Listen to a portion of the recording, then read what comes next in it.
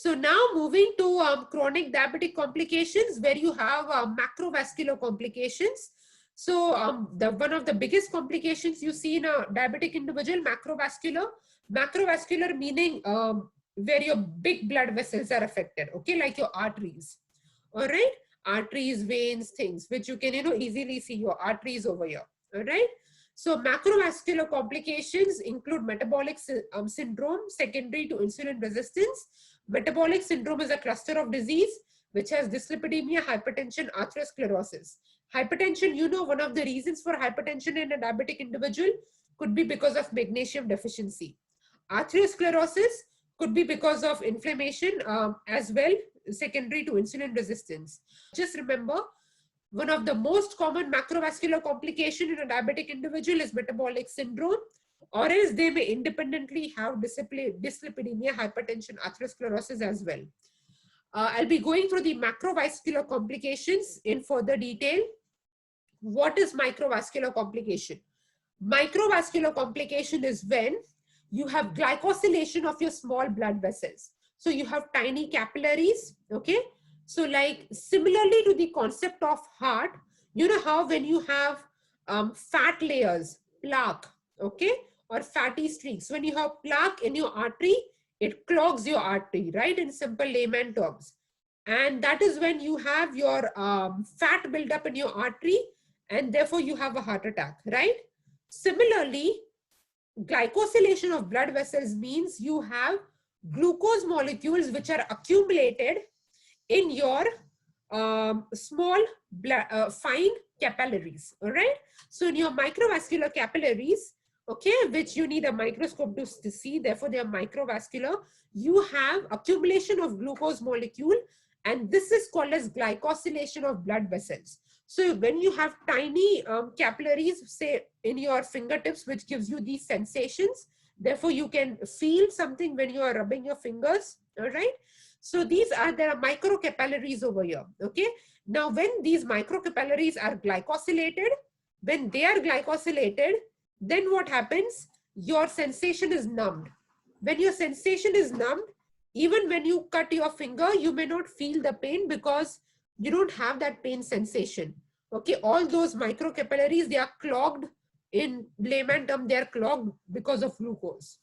And remember, when you have microcapillaries which are glycosylated, all right, and when you have, you cannot sense it secondary to glycosylation.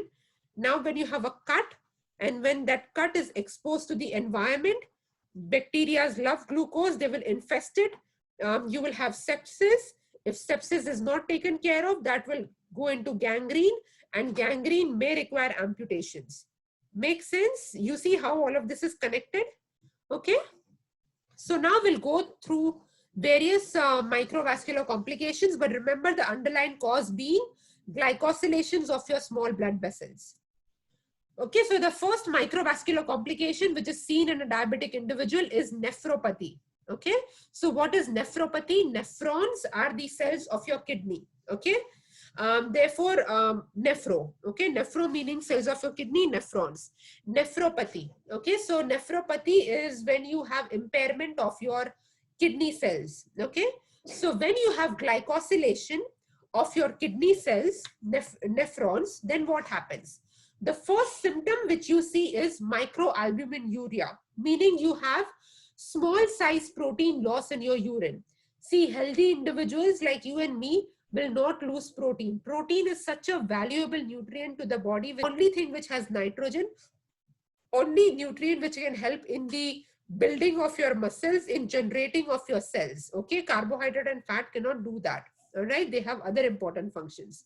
So your body does not like to lose protein. Okay, but yes, the first symptom which you see in nephropathy is microalbuminuria. You're losing small cells, small protein cells. Then you have macroalbuminuria, meaning large protein cells are lost. Why is this happening? Because you have glycosylation of your glomerulus filtrate. If you do not remember physiology, that's why physiology is also so very much important for this unit, guys. Okay, so when you look at physiology, you look at the cell structure of your nephrons, which are the cells of your kidney. You have your glomerulus, okay, which is like that pouch sort of a thing. That is where all that filtration happens. Glomerulus is like a sieve, it's like a filter. It filters all the protein. It does not let protein pass in the urine. That protein is taken back in the blood. It takes all the other toxic compounds like urea, ammonia, anything else, and it throws it out of the kid. It throws it out in the urine. Okay, so that is why glomerulus is so important. Now, glomerulus is made up of fine microcapillary. Okay, but now you know you have glycosylation of this microcapillary, meaning you have glycosylation of your glomerulus. All right. Therefore, you have a decreased GFR rate, glomerulus filtrate rate, meaning you have decreased urinary output. When you have decreased urinary output, you then go to chronic kidney disease. You have various stages of chronic kidney disease depending upon the urinary output, which is one of the indicator, not the only indicator. So depending upon the urinary filtrate rate, your chronic kidney disease output, your chronic kidney disease stage can be classified. All right. When you have no urinary output, okay, you have ayuria, meaning zero urinary output. Your kidney glomerulus glycosylation is so bad that your kidney cells are dead. They cannot produce any more urine. That is when you have kidney failure. That is when you go on dialysis. Okay, dialysis is like you have an external machine which acts like the kidney for you.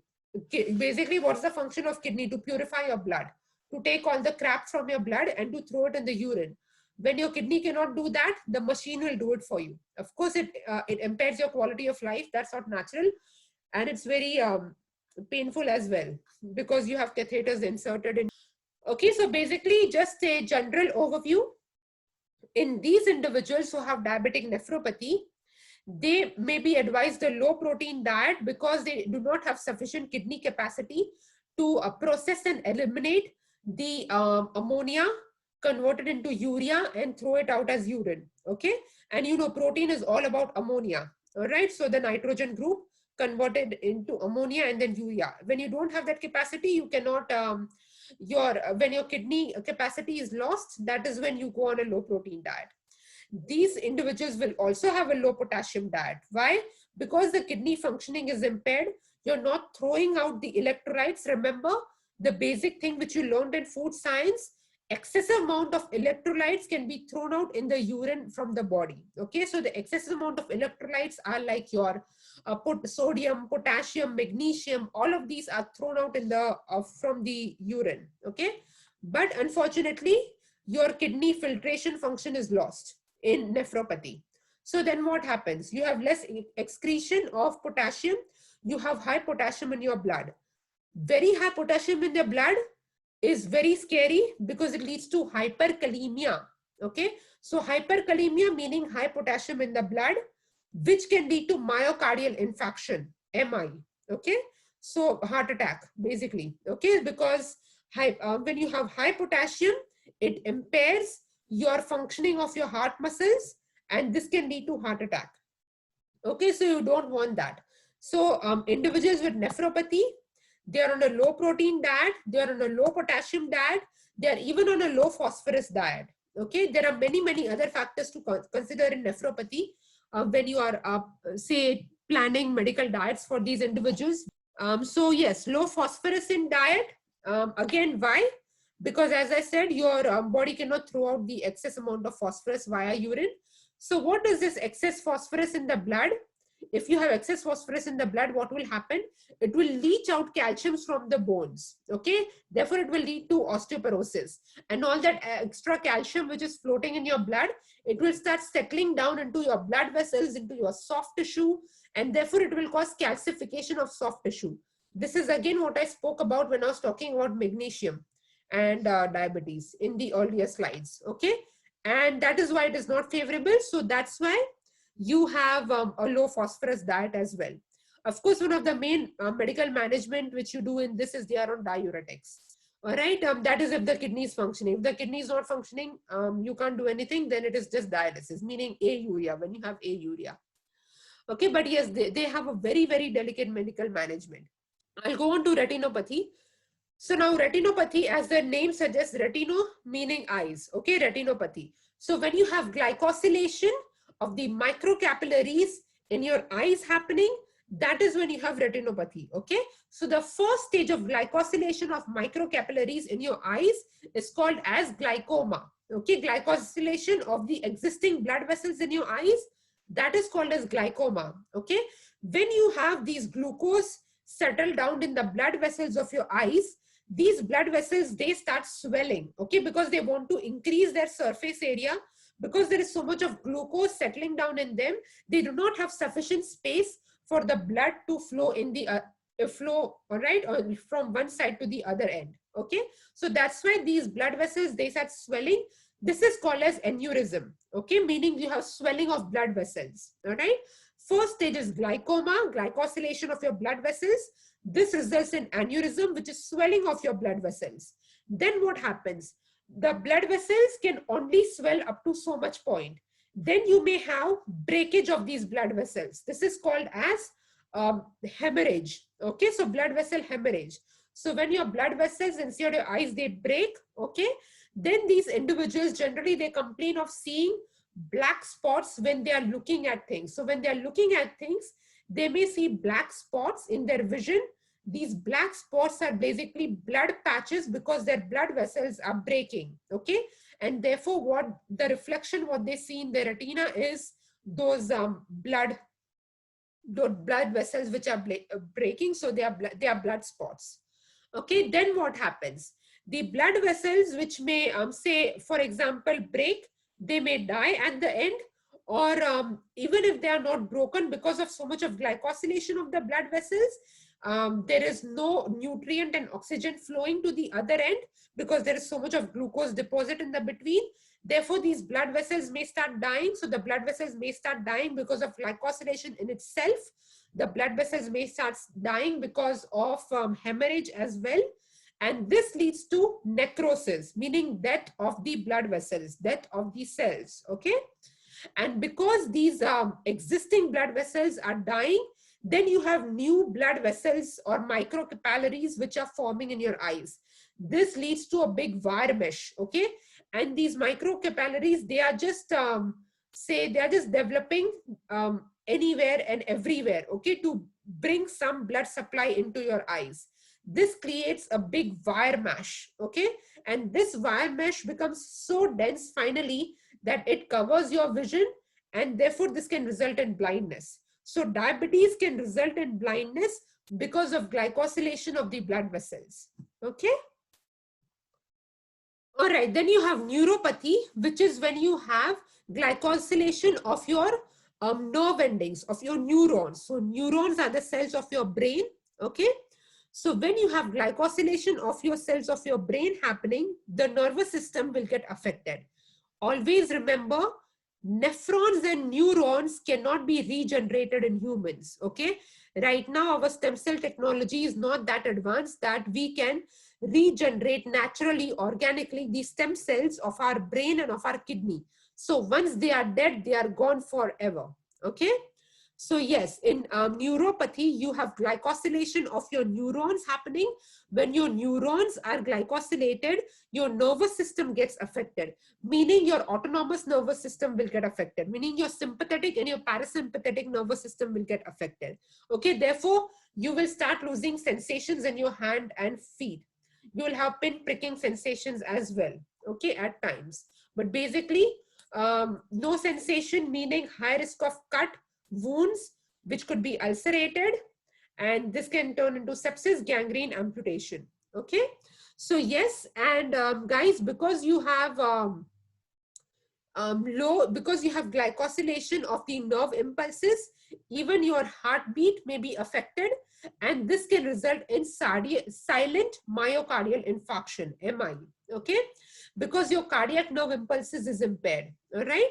So yes, you may not feel the pain in the heart attack, and these individuals may die of silent myocardial infarction, which is because of secondary condition, that is glycosylation of their neurons, all right.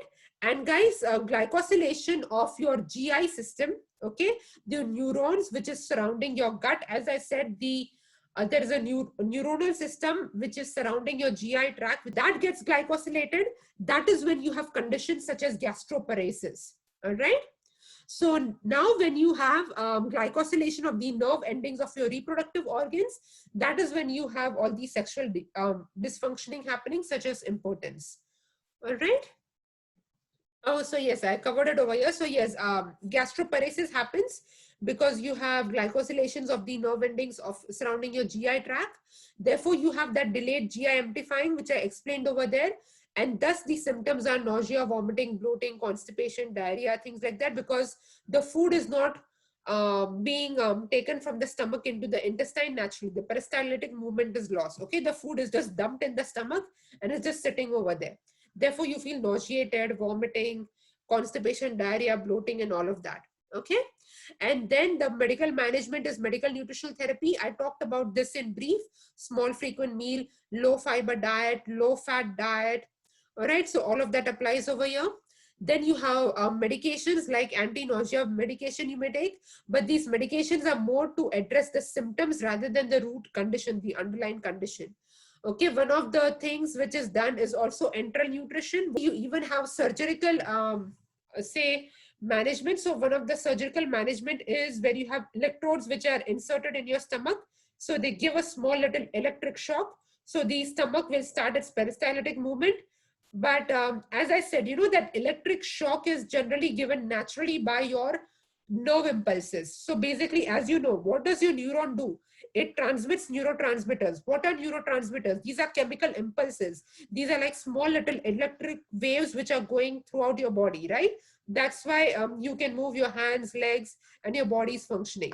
So the small little electric waves that are naturally generated in us because of neurotransmitters, secondary to our nervous system, glycosylation will impair the neurotransmittory system, the nervous system. Therefore, now you have external electrodes which will give you that small shock to stimulate the peristaltic movement of your stomach.